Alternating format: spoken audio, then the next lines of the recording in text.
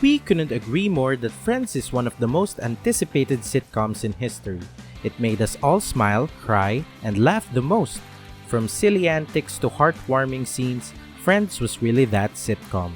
With the recent reunion of the cast, it is really apparent that the show has become a classic that everybody loves.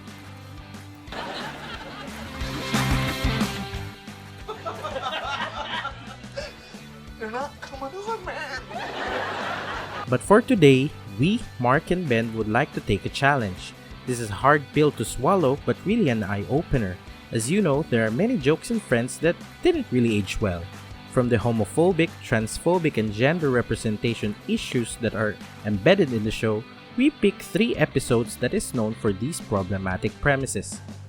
So without further ado, these are the top 3 episodes from Friends that didn't age well. Coming up at the 3rd spot is the one where Ross assumed Rachel wants sex. When Chandler, Monica, and Phoebe were on their way in the airplane to Vegas, Rachel and Ross were left in their apartments. All alone, Rachel is seen wearing her robe as she contemplates whether she'll walk around the apartment naked or not. Not until a creep stalks by the window, Ross, who was just reading his book, sees Rachel naked and suddenly thinks that he's being seduced by her. Ugh, the audacity. Really, Ross? You think nakedness is a pass for sex? Where's the common decency? That doesn't mean a girl wears skimpy clothes or she's naked. She invites you for sex. I just want this to be about what it is. Coming up with the number 2 in the list, we have the one with Chandler's dad.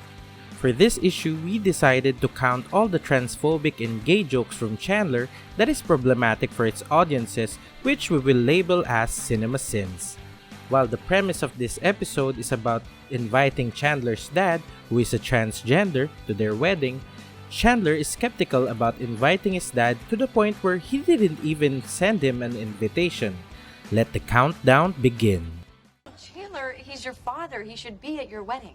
I don't even know the man, okay? We're not that close. I haven't seen him in years. Well, what are you going to do when he finds out he wasn't even asked? Well, he doesn't have to know. It's not like we run in the same circles. I hang out with you guys, and he stars in a drag show in Vegas. What's funny about drag shows? I think I want to trade circles. Trust me, you don't want him there either, okay? Nobody's gonna be staring at the bride when the father of the groom is wearing a backless dress. What's wrong about gay men and transgenders wearing backless dress? Sure, it might be weird for other people, but that's the point. Indeed, there is a need to normalize these kinds of stuff. Chandler, look, I know that your dad embarrassed you. I know. No. All kids are embarrassed by their parents. You'd have to come up with a whole new word for what I went through.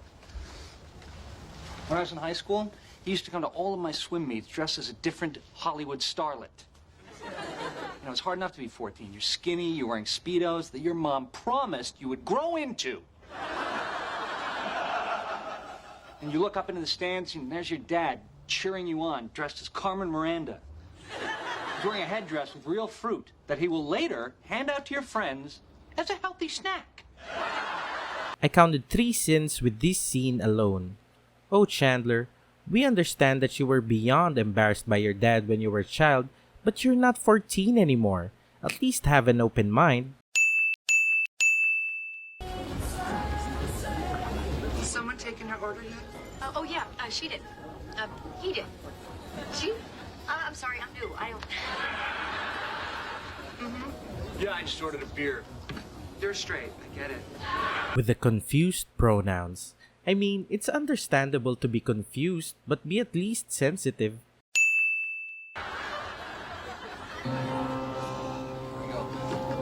Ladies and gentlemen, please welcome the incomparable Helena Handbasket. Hello, darlings. And there's Daddy. Again with the transphobia. I feel pretty, oh so pretty. I feel pretty and witty and... Yet again with another gay joke. Can we have our drinks, please? Really, Monica? The same joke? Altogether, we counted a total of 10 sins, 10 homophobic or transphobic jokes in just one episode. Just imagine how many of these jokes were written for 10 seasons of Friends, counting of course the jokes for Ross's lesbian wife. The queer and gender identity representation in this show is approached as something that is comedic or funny, while in real life, it is not. Even though the episode ended with a heartwarming ending when Chandler finally invited his dad to his wedding, we can't excuse it for any of its toxicity. And that is why this episode did not age well. On to the top episode of this list, we have the one with the male gaze. In this episode, Ross and Monica's cousin Cassie is in town to stay with the gang for a few days. The cousins have not been together since they were 5 according to Ross, and he had his fair shares of jokes about it. We thought Cassie was going to be a special guest in the show with at least an interesting character that will contribute to the story, and boy oh boy were we so wrong.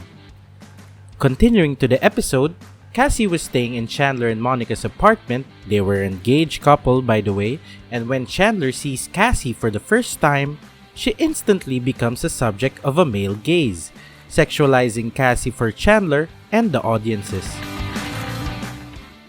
What happened next? You guessed it, yet again she becomes a subject of a male gaze, but this time from Ross. Yeah, let that sink in. Ross began to be uncomfortable with his situation as if for him, everything Cassie says have malicious innuendos. Seriously, what were you thinking, Ross? Just when you think it couldn't get worse from there, you are wrong. In the final scene of the episode, Ross and Cassie were hanging out in the living room watching TV with some wine while Ross's predicament was getting worse. Ross convinced himself that Cassie, his cousin, were sending sexual signals to him. While this is far from true, Ross proceeds to engage a sexual nod by trying to kiss Cassie while she desperately avoided Ross's advancement. Talk about incest and sexual harassment. In the end, Cassie moved out and was never seen again from the following episodes. Ultimately, Cassie's character was included in the show to be a sex object for Ross and Chandler as a joke, and the show even titled the episode around it. While it had its fair share of laughs from the audiences, this episode definitely didn't age well. And that's the few callouts from Friends that we know are punchline that didn't age well. Even if it's progressive at times, Friends do not have the free pass to shrug off their shortcomings. Now that it's all still being syndicated from 100 countries, we do not tolerate it even if it's our favorite.